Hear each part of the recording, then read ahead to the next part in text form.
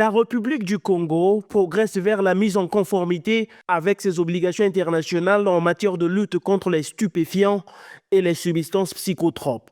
Par le biais des lois du 31 juillet 2003, le Congo a ratifié la Convention des Nations Unies contre le trafic illicite de stupéfiants et de substances psychotropes de 1998 et la Convention de 1971. Ces adhésions sont renforcées et appuyées par la nouvelle proposition de loi sur le contrôle des stupéfiants, des substances psychotropes et des précurseurs portée par le député élu à Ongoni, Yves Fortuné Mundele Ngolé Wurosia, qui, avec des exemples concrets, a su convaincre la plénière. L'idée qui était la mienne consistait à faire en sorte que la loi veille au contrôle de l'usage licite de ces drogues. Je vous donne un exemple.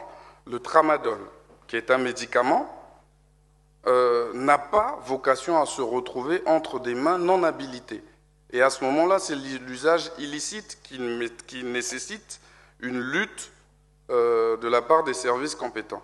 Cette loi, il faut le préciser, vient également renforcer les actions des forces de sécurité congolaises dans le cadre de la lutte contre le phénomène de gangstérisme urbain appelé bébé noir. Phénomène amplifié par la consommation excessive de stupéfiants et de substances psychotropes par ces jeunes. Sur la destruction des drogues saisies,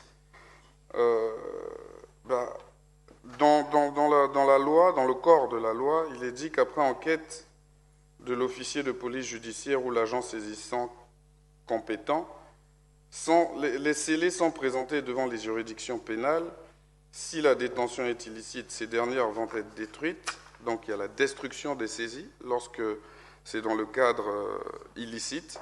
Mais si leur détention est licite, avec autorisation ou licence mentionnée en amont, donc notamment par le ministre en charge de la Santé, ces dernières vont être remises à leurs propriétaires ou aux autorités compétentes, suivant la procédure qui est fixée par la loi. Une proposition de loi adoptée avec amendement et acclamation pour l'Assemblée nationale en première lecture. Par cette proposition qui comble un vide plus qu'abyssal. Et je veux faire ce que je ne fais pas, je veux demander à la plénière d'applaudir très fort.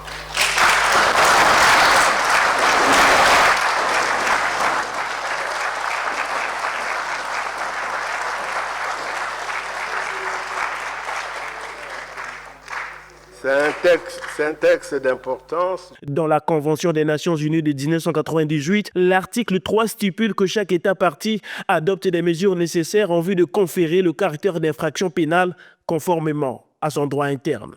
Cette proposition de loi vient donc ainsi combler le vide législatif dans ce domaine et à encadrer l'utilisation de certaines substances dont le manque de contrôle pose un véritable problème de santé publique et de sécurité. Nous avons travaillé sur la proposition de loi relative au contrôle des drogues, substances psychotropes et des précurseurs parce qu'il y avait un vide juridique. Il est question de mieux encadrer l'usage licite. Comment ?